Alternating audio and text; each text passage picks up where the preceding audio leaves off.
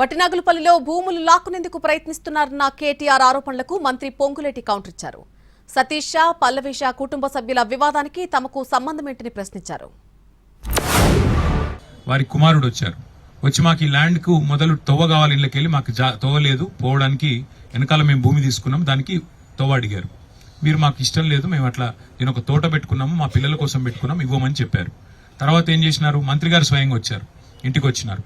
Intimidation, వారు మాట్లాడిన మాట ఏంటంటే ఇంటిమిడేషన్, బెదిరించడానికి వచ్చినట్టుంది తప్ప ఇంకో దానికి రాలేదు. మంత్రి గారు వచ్చారు.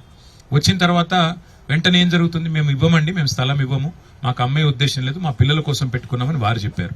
చెప్తే మంత్రి గారు వెంటనే ఏం చేసినారు, ఒక అరాచక పర్వానికి తెరలేపినారు.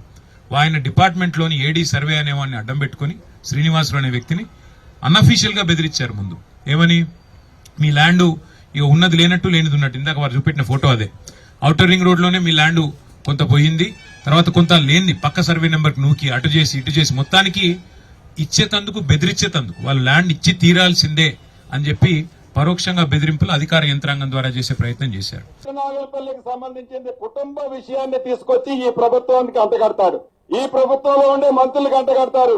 ఓఆర్ఆర్ పోయిందో, ఓఆర్ఆర్ పోయిన తర్వాత ఆ ఓఆర్ఆర్ లో వాళ్ళ షేరు డిలీట్ చేసుకోకుండా ఏదైతే ఉందో ఆ కుటుంబంలో వచ్చిన సమస్య అది.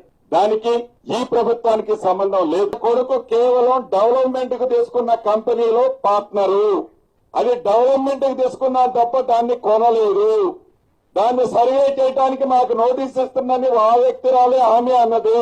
దీంట్లో ఈ అబద్దాలు రావు, డ్రామా రావు, ఈ కంపెనీ ఎంటర్ కావడానికి కారణం ఆ ఓము ఈ ఓముకి సంబంధించిన భూమిలో కొంత భూమి ఓఆర్ఆర్ లో పోయింది, తగ్గితే ఆ ప్రోరేట తగ్గుద్ది. కాబట్టి దీనికి ఒక కథ అల్లి దీన్ని ఈ ప్రభుత్వం మీద రుద్దటం బాధాకరం.